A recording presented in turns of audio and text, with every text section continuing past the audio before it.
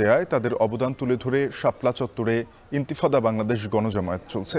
সেখানে আছেন সহকর্মী রাব্বি হোসেন, আরো জানবো তার কাছ থেকে। রাব্বি, গণজমায়েত থেকে কি দাবি তোলা হয়েছে বিস্তারিত জানাবেন আমাদের।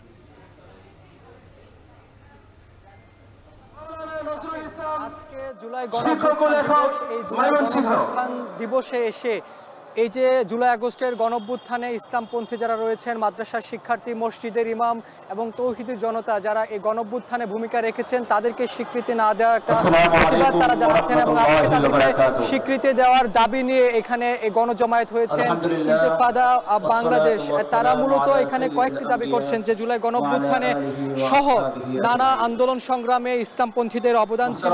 নানা সময়ে তারা গুম নির্যাতনের শিকার হয়েছেন। আওয়ামী লীগের আমলে দীর্ঘ 15 বছর তারা নির্যাতনের শিকার হয়েছেন। বিশেষ করে যারা ইসলামপন্থী ছিলেন, জঙ্গি ট্যাগ দিয়ে তাদেরকে নির্যাতন করা হয়েছে, যার কারণে তারা বিচার চেয়েছেন।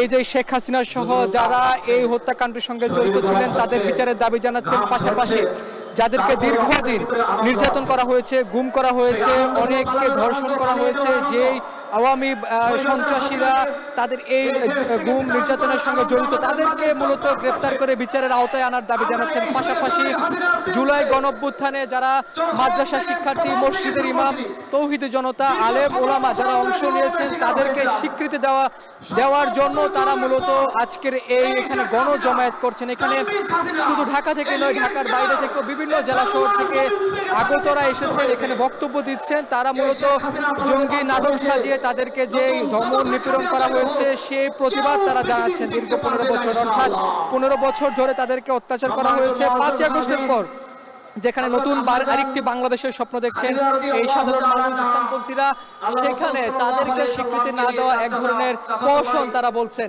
যে শুধু স্কুল কলেজের শিক্ষার্থীরাই নয়, তাদের বিভিন্ন মাদ্রাসার শিক্ষার্থীরা, অনেক আলেম ওলামা এই যে জুলাই গণঅভ্যুত্থানে ভূমিকা রেখেছেন, অনেকে আহত হয়েছেন, অনেকে মাদ্রাসা শিক্ষার্থী নিহত হয়েছেন। এই কথাগুলো তারা তুলে ধরছেন। অর্থাৎ জুলাই গণঅভ্যুত্থানে তাদের কি অবদান ছিল,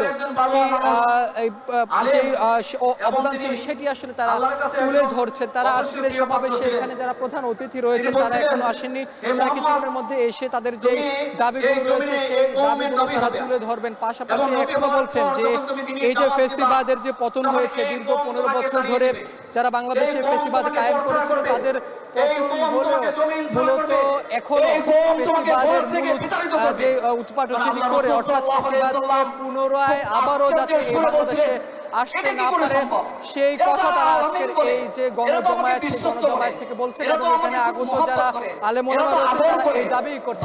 আমার কাছে শাপলা চত্বর থেকে সবশেষ খবর।